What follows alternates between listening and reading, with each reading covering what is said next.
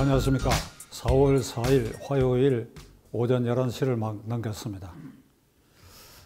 45년 8월 15일 해방이 된 이후 금년이 78년째가 되고 대한민국 정부가 수립된 48년은 지금부터 75년이 되고 그 2년 뒤 6.25 전쟁이 발발하게 된 것이 73년이 되는 그런 해입니다.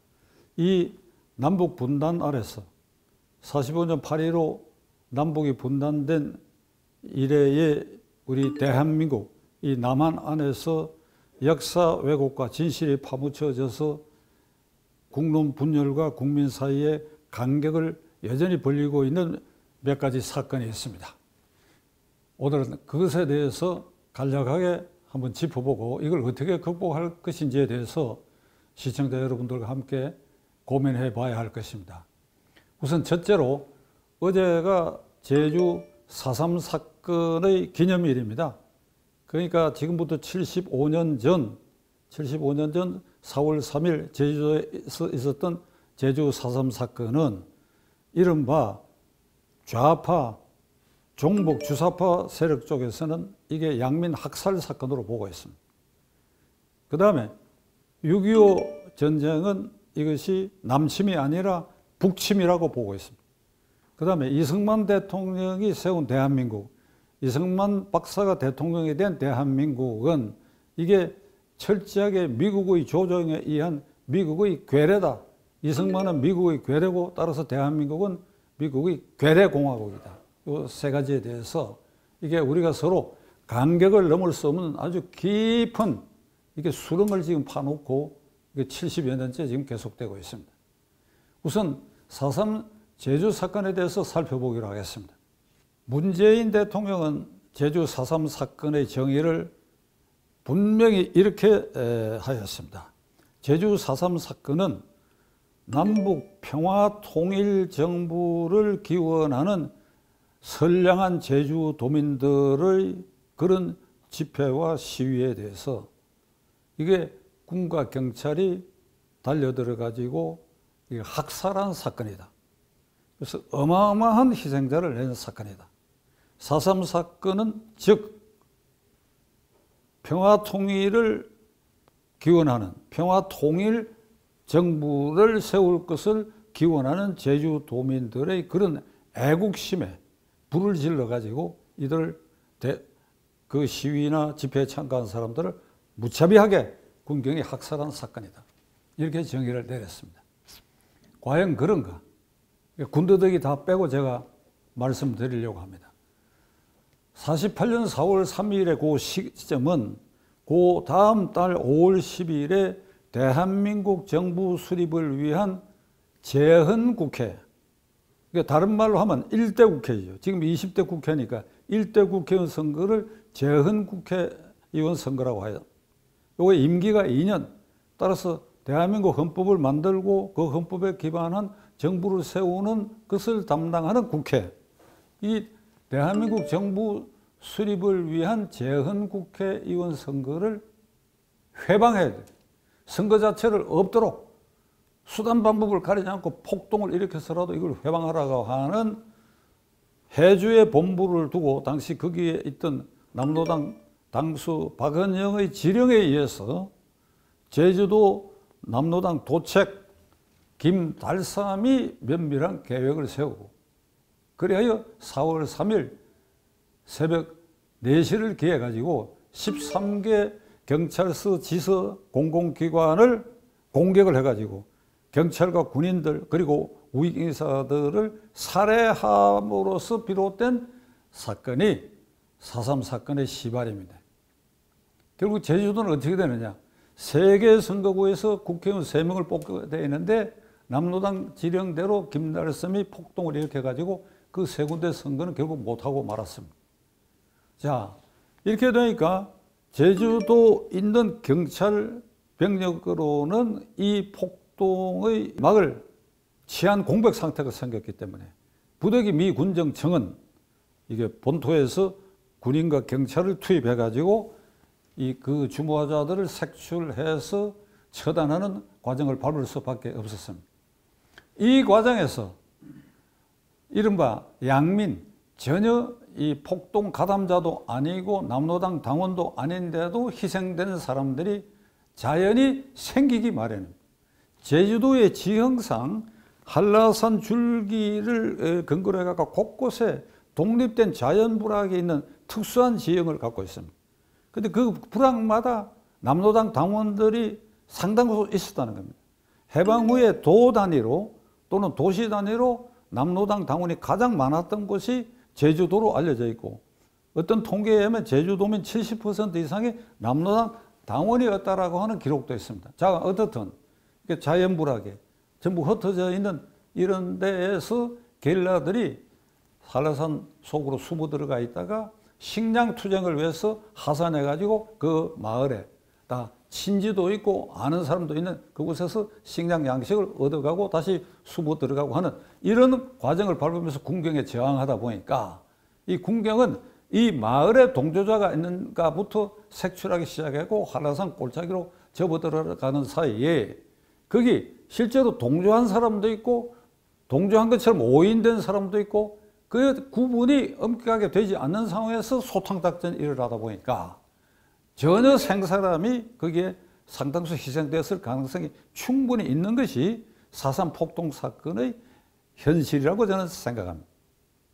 이런 과정에서 우리가 이 종양을 제거할 때의 의사가 딱 그 종양 부분만을 딱 드러내기는 어려우니까 그 옆으로 전이되는 것을 막기 위해서 그 근처의 생살도 일부 뜯어내는 수술 기법이 있듯이 결국은 남로당 핵심 게릴라 분자들을 색출하는 과정에서 거기에 적극적으로 동조하지 않았는데도 불구하고 동조한 것처럼 비춰지고 한 그러한 양민이 희생된 것은 이 소탕 과정에서 어쩔 수 없이 일어난 일이었다고 생각합니다.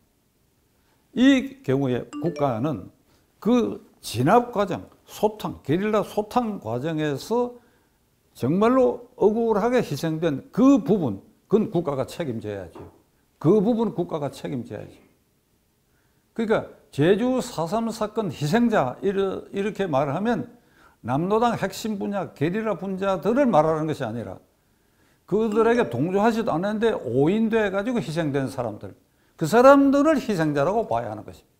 그 사람들에 대해서는 국가가 무한 책임을 져야죠. 유가족들에게 사과도 하고 배상도 하고.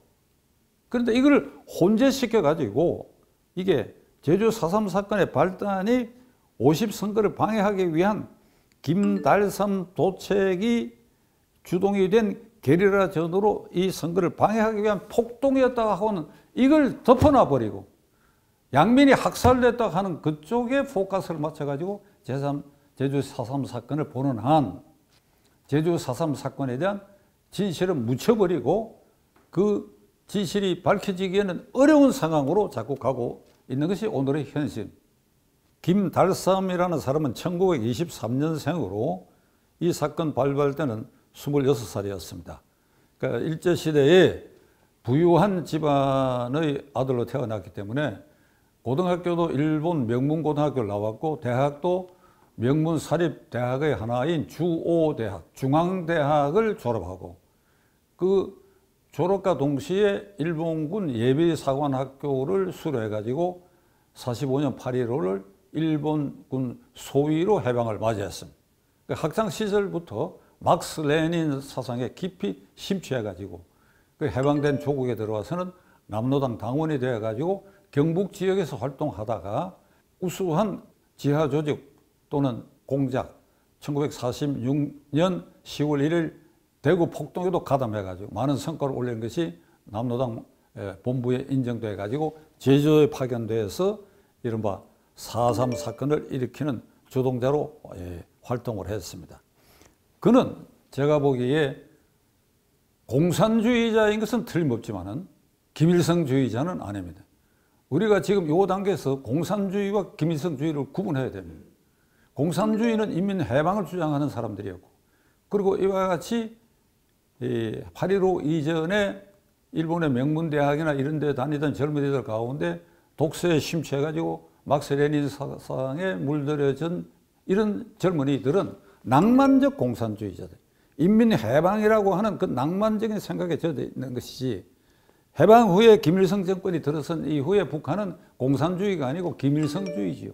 김일성 유일사상, 김일성 황제 세습체제, 김일성주의. 김달삼은 김일성주의자가 아니었다고 저는 생각합니다. 그가 생각하는 이상사회, 인민이 해방된 그런 사회를 꿈꾸서 남로당에 들어가서 그런 폭동에도 가담했던 것인데, 결국 그는 실패하고 제주도를 탈출해가지고 어디로 가느냐, 해주를 거쳐서 평양에 가가지고 북한의 인민대표자회의, 그러니까 한국으로 말하면 국회지요, 1기 대의원이 됐습니다. 그리고 1950년 6.25가 나던 3월 달에 독립된 김달삼 게릴라 부대를 이끌고 강원도로 해서 경북 지역까지 출몰 했다가 진압 군경에 의해서 그는 사살됐습니다. 그의 묘는 평양에 있는 혁명열사능에 마련되어 있는데, 거기는 시신이 없는 가묘입니다. 혁명열사 김달삼 동지, 이런 팻말이 있습니다. 북한으로부터는 김일성으로부터 칭송받고, 그리고 훈장까지도 받았지. 이런 이 김달삼이 그의 이상을 추구하다가 결국은 길이 엇갈린 김일성주의자들의 유혹에 빠져가지고 대한민국 정부 수립을 방해하는 그런 폭동회에 가담하고, 그는 종당에 불행한 종말을 맞이했다. 이런 비극적인 생애를 산 사람. 제주 4.3 사건은 이렇게 봤을 때 제주도민이 대한민국 정부 수립 과정에서 이게 통째로 희생된 면이 있다. 그 중에 옥석이 분명히 가려져야 되는데 가려지지 않은 채 이게 희생되고, 그렇게 해서 이것이 오늘날까지 그대로 묻혀서 이렇게 지내왔다. 정말 불행한 역사입니다. 이것을 반드시 가려야 할 것입니다. 제주 4.3 사건의 발단 원인, 전개 과정, 희생자의 분별, 그리고 국가의 책임의 등급, 이걸 전부 새롭게 조명하지 않으면 안 된다 하는 걸 이 시간에 말씀드립니다. 두 번째로는 6.25는 북침이다. 미군이 한국군을 앞세워가지고 북침한 것이고, 북한의 김일성 군대는 거기에 대응하기 위해서 이 전투를 벌인 것이 6.25다. 이게 이런 종북 주사파 좌파들의 뿌리 깊은 인식에 자리 잡고 있습니다. 그리고 이승만은 미국의 괴뢰다. 이것은 지금 386 세대들이 80년대에 이영희 씨가 쓴 해방전후사 인식 전환시대 논리, 이 두 권의 책에서 그것을 그런 식으로 습득해가지고 그게 지금 머리에 깊이 뿌리 박혀가지고 이게 지금 와서 아니라 하는 걸 분명히 알 것 같은데도 이걸 그 생각을 바꾸기 어려울 것입니다. 그러니까 그런 생각의 기반 위에서 그들이 기득권을 유지했기 때문에 91년에 구소련이 해체되고 나서 이게 크렘린국에 있는 외교 문서 등이 전부 공개가 됐어요. 공개가 돼가 우리 외교부에도 이게 전부 한글화 돼갖고 전부 자료가 축적돼 있어요. 그러니까 해방전후사 인식이니 전환시대 논리니 이건 다 70년대, 80년대에 나왔던 책들이니까. 이런 생생한 정보에 입각하지 않고 해방 직후부터 좌파들이 말하던 연장선상에서 황당한 이론을 펴가지고 오늘날 586 세대 이상에게는 이런 나쁜 사상을 집어넣은 꼴이 되고 말았어요. 김일성과 박헌영이 이 49년 10월에 모스크바를 방문해가지고 우리가 남침전쟁을 해서 남조선까지 해방시키겠다고 하니까 스탈린이 지금은 때가 아니라고 승낙하지 않았어요. 근데 그 다음에 3월, 그러니까 6.25 나기 2달 전에 다시 가가지고 이게 우리가 해방을 시킬 수 있다. 그래서 비로소 스탈린이 무기는 공유할 수 있지만 우리가 병력은 투입할 수 없다. 그래서 탱크 230대와 중무기들을 이제 공급해 주었습니다.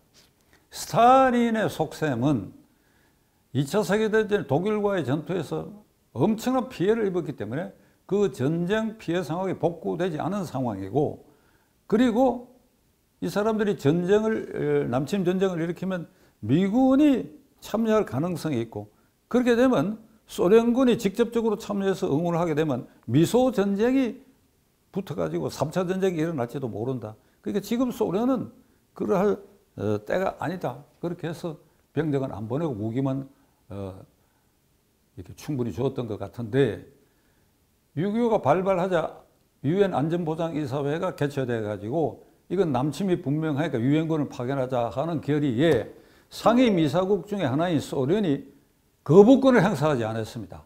거부권 행사했으면 안보리에서 결의한 유엔군 파병이 좌절됐을 텐데 거부권을 행사하지 않았어요.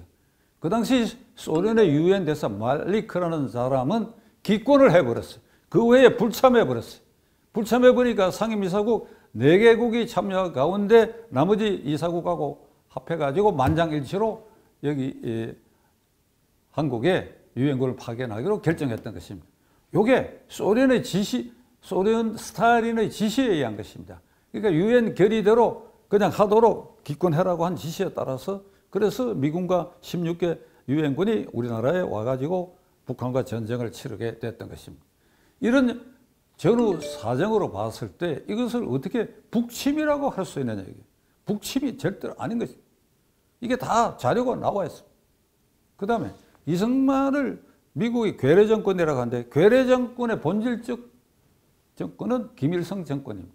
김일성은 8.15 이후 9월 초에 이미 소련군 대위 자격으로 평양에 입성해가지고 그때부터 소련 주동군은 이듬해 1월까지 북한 내의 시, 군, 구 단위로 인민위원회, 사실은 지방정부를 전부 조직해놓고 그리고 남쪽에다 대고 남쪽은 공산당까지 합법한 정치활동이 있고 혼란이 계속되니까 통일정부를 구성해야 된다.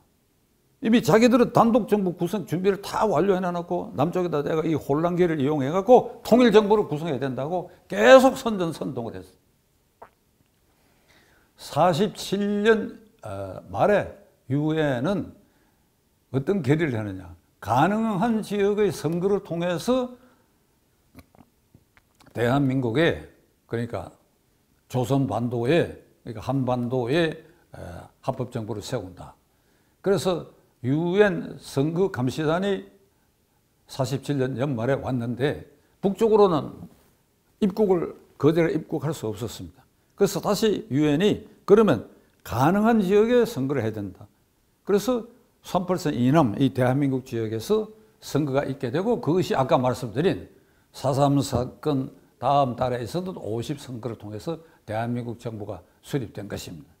이 과정에서 이승만 대통령은 미 군정 당국과 계속 충돌했습니다. 그리고 미국과도 충돌했어요.